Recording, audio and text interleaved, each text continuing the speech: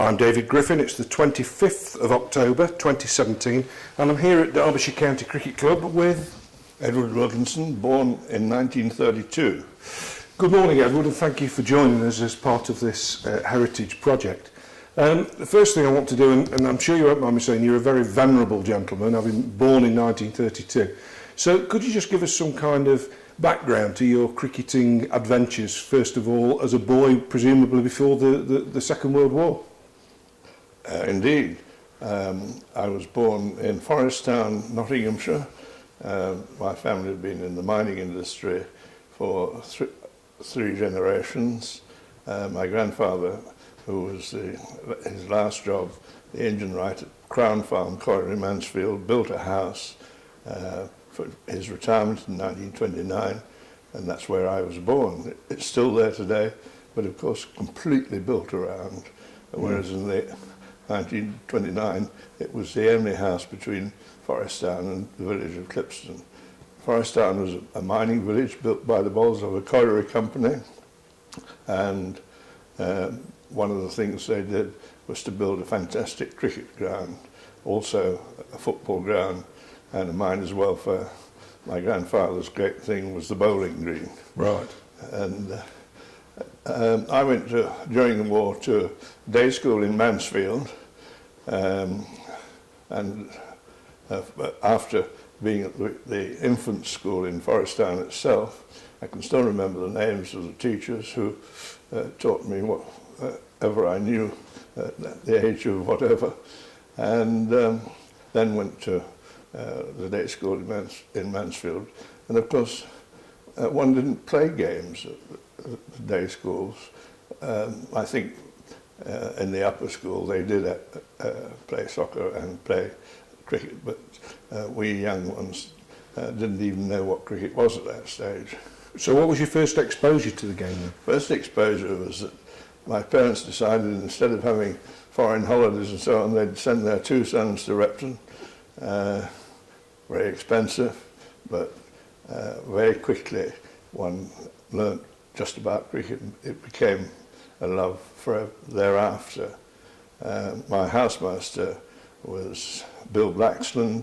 Lionel Bruce Blaxland played for Derbyshire from somewhere after the First World War when he came to Repton as a schoolmaster, and of course played for Derbyshire until his last game, which was against the South Africans in July 1947, which was my first visit to the county ground. So before that visit to Derby, you were playing, presumably, at Repton? At school. Now, obviously, it's got a great reputation. I mean, it's produced England players and England captains. Was there anyone there, apart from Blaxland, who from a playing perspective, who would go on to have a cricketing career that you can remember? Yes. John Egger, J.D. Egger, was a young master coming back from the Rifle Brigade in the war, and he played for Derbyshire for quite a number of years, and I know he scored a lot of runs. Yeah.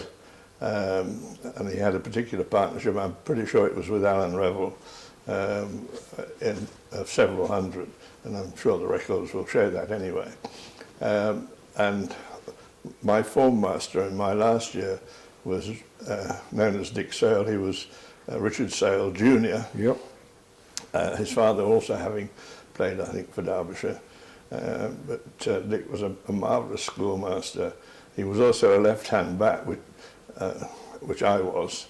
I don't agree that the term is left-hand, because I reckon that if you're a left-hand bat, your right hand is your strong. Is the dominant. Is the dominant one. And I've argued this even with Bumble. Really? But there we go. We're not going to change that particular definition. But each house at Repton was about 50 or 60 boys, and they had usually 3 cricket teams in all the summer. The pitches varied considerably, yeah. But of course the first 11 pitch on the square, even county games were there from time to time. It had one particular problem in that some of the old ruins of the old priory took up a bit of the ground which should have been part of the outfield. Right. And therefore it detracted when you were playing nearest on the wicket nearest to that. Shades of Canterbury's lime tree. Indeed. Yeah.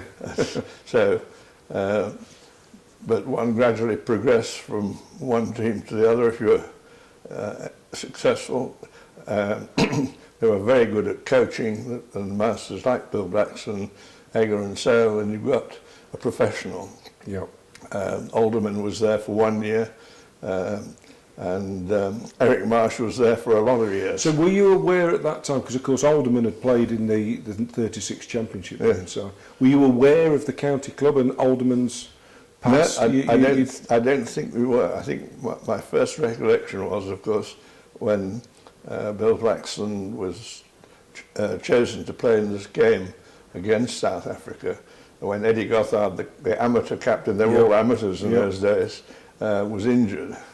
And Bill came into the Derbyshire side as captain, and if you look at the scorecard, he was then over 40.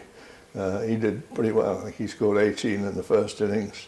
Derbyshire, it was a remarkable game because Derbyshire had quite a good lead on the first innings, and then were bowled out for 32, was it? Yeah. In the second innings. Yeah, when Smith took 6 for 1, I think. 6 for 1, yes, including 4 batsmen in a row. Yeah. And so that was quite extraordinary. But because Bill was playing, we were allowed, we drew lots, had an ancient school bus, and I think carried 20, so 20 of us were allowed. My name came out of the hat, fortunately, and so 20 of us came to spend the afternoon watching the cricket.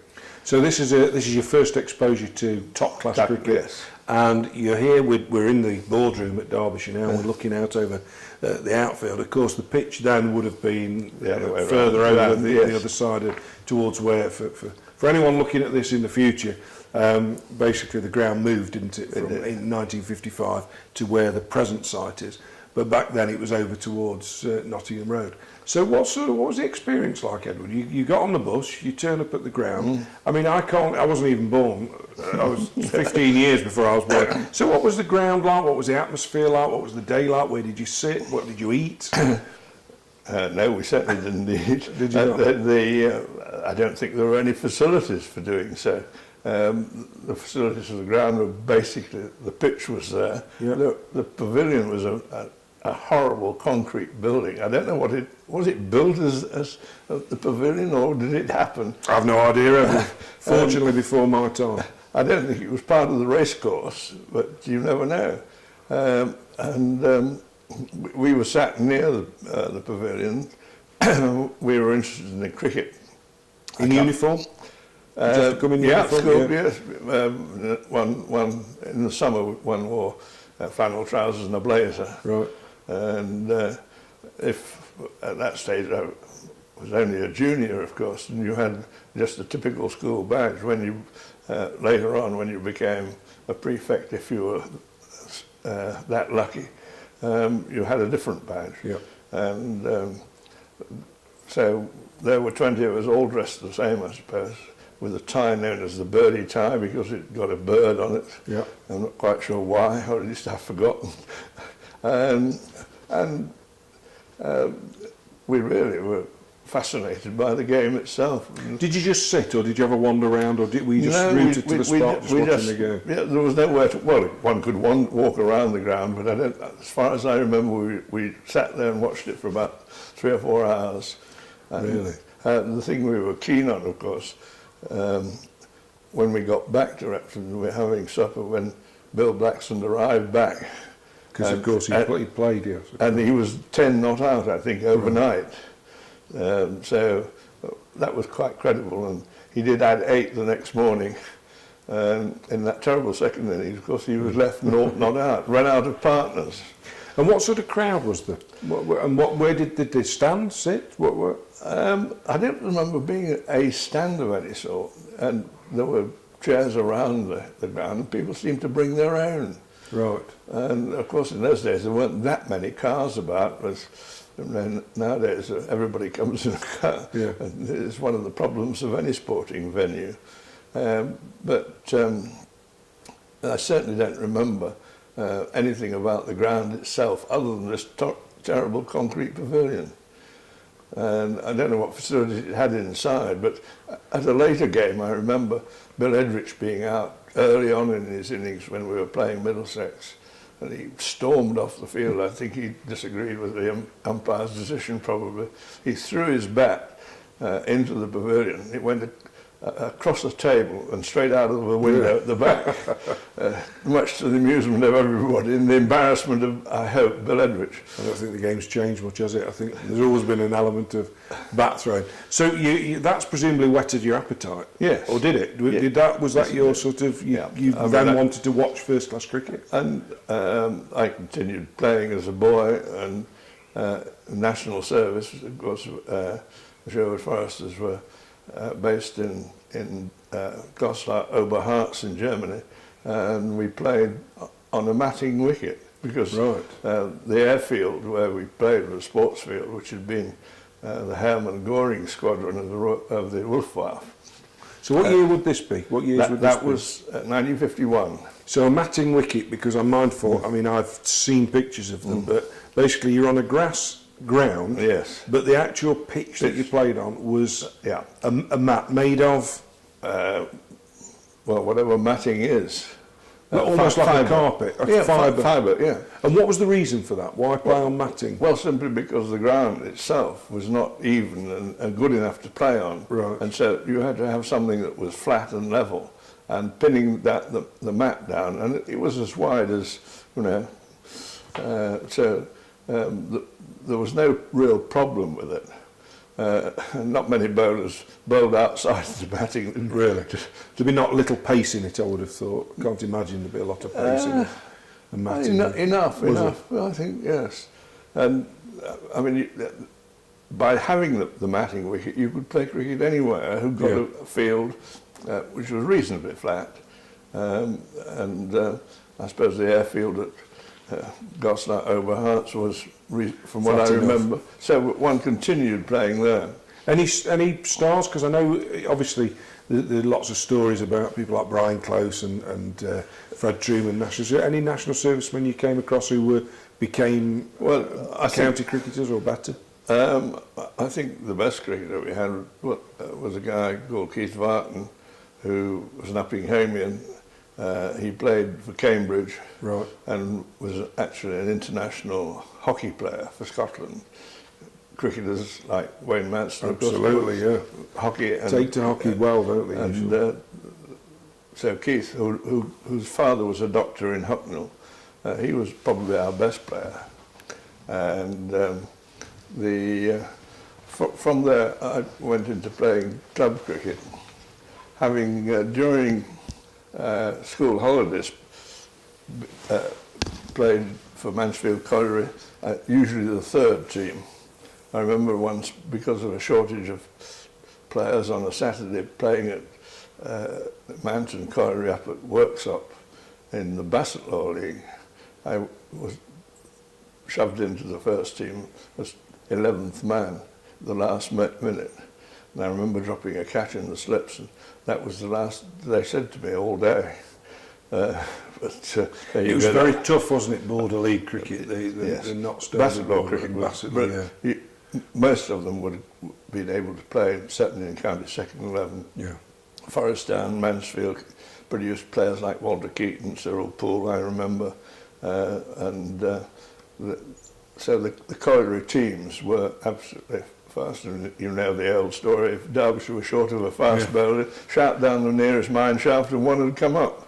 It usually worked, didn't it? It usually worked, and Dick Gladwin and Copson and Popes and all that lot were all involved with the mining industry, which doesn't exist anymore, of course. So after your military service, how long was that for, your regular service? 2 years, national service, from 1950 to 1952. Then became a territorial, as you know, for a long time. So what happened with your cricket when you came back to England? Were you still playing? Or you obviously mentioned the Bassetlaw League. Were you watching cricket as well? To an extent. My father used to take us to Trent Bridge when you could park your car alongside the pitch. Absolutely. And no way should that happen these days. And I did play as a schoolboy actually at Trent Bridge, playing for northern schools against the rest or whatever. I got 4. Someone very convenient to a left-hander bowled one on the leg side, but it was a long walk. How old were you when you played at Trent Bridge? 18. Really? 17, 18. So good batting pitches particularly, I would have thought, in those days, weren't they? And we also played at Bestwood Colliery. So I played, I think, 2 or 3 games at the age of 18 for schools, 11.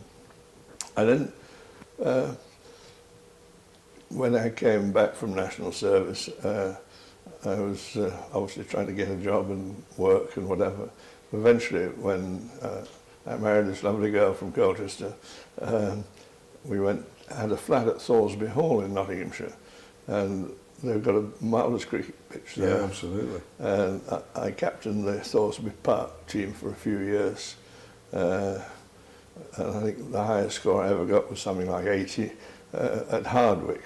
So Oh, right, yeah. playing there. But it was a good cricket team, and Lots of picturesque grounds as well. I would beautiful imagine, ground. One thing that's always amused me was the pavilion. Of course, the Manvers family had provided all the facilities ready for their own staff work, but obviously there weren't many of the staff at that stage who were playing cricket. They're mainly from the local villages and so on. So marvellous young chaps. We thoroughly enjoyed it.